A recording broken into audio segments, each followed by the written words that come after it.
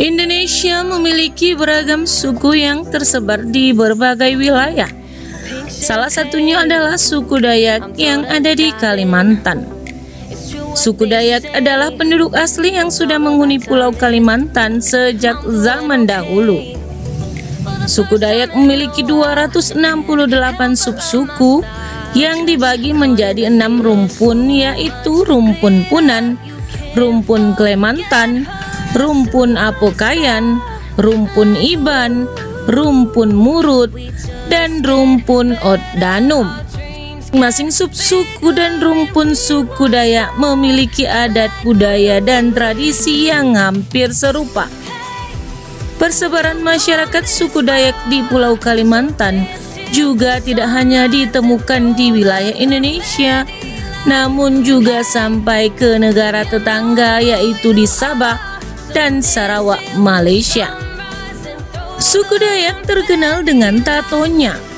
Tato suku Dayak ini menjadi salah satu suku di Indonesia yang dikenal dengan seni tato di tubuhnya. Beberapa daerah di Indonesia memang menjadi hasil budaya yang sudah dilakukan secara turun-temurun. Tato sebagai seni ukir atau rajah pada tubuh dikenal oleh suku Dayak Iban di Kecamatan Embaloh, Kabupaten Kapuas Hulu. Dilansir dari laman Kemendikbudkumens pada tahun 1987, mengungkap teori yang didukung oleh Inouye pada tahun 1999 bahwa suku Dayak adalah keturunan imigran dari Provinsi Yunnan di Cina Selatan, tepatnya di Sungai Yangtze Kiang, Sungai Mekong, dan Sungai Menan. Sebagian dari kelompok imigran ini menyeberang ke semenanjung Malaysia dan melanjutkan perjalanan dengan menyeberang ke bagian utara Pulau Kalimantan. Kemudian seorang tokoh Dayak, Kayan, juga menjelaskan bahwa suku Dayak adalah ras Indochina yang bermigrasi ke Indonesia pada abad ke-11. Ciri khas suku Dayak dapat diamati dari hasil budaya yang masih dapat diamati hingga saat ini. Bentuk budaya tersebut meliputi rumah, pakaian, senjata, bahasa, kepercayaan, dan tradisi. Rumah adat khas suku Dayak berbentuk rumah panggung dengan bahan kayu yang disebut rumah betang. Rumah betang dihuni oleh beberapa keluarga sebagai bentuk kebersamaan dalam hidup yang dijunjung oleh suku Dayak. Pakaian adat suku Dayak untuk pria disebut King Baba, sementara untuk wanita disebut King Bibinge.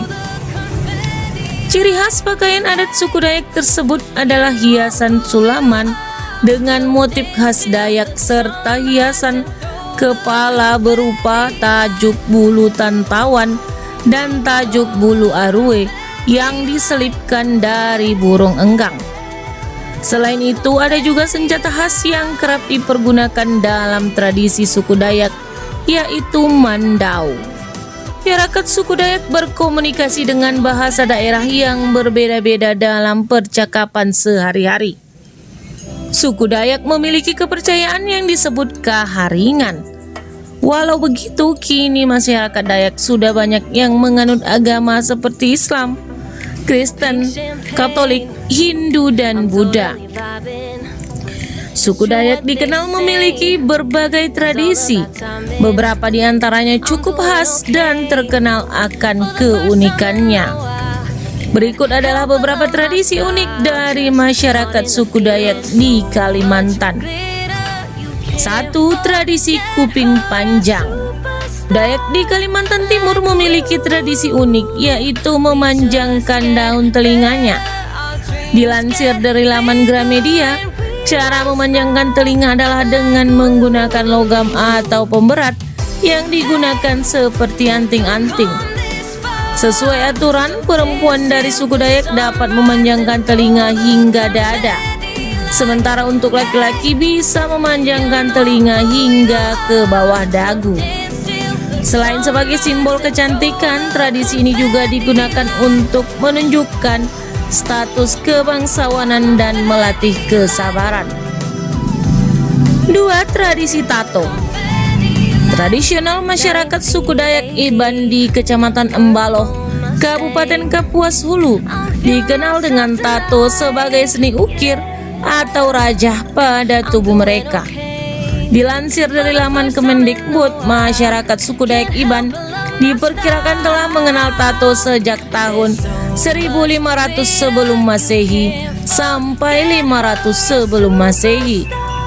Sebagai sebuah tradisi, konon saat perang berlangsung, tato tersebut digunakan suku Dayak Iban untuk mengenali kawan dan lawannya.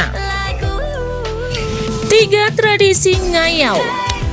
Ngayau merupakan salah satu tradisi yang sudah dihentikan karena dianggap sangat mengerikan dan penuh dendam.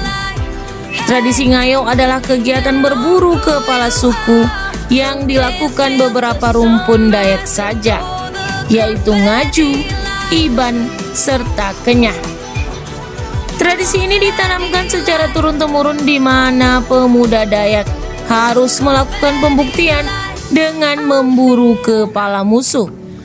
Hal ini terus berlanjut karena nantinya keturunannya akan memburu keluarga dari pembunuh ayahnya dan membawa kepala tersebut ke rumah.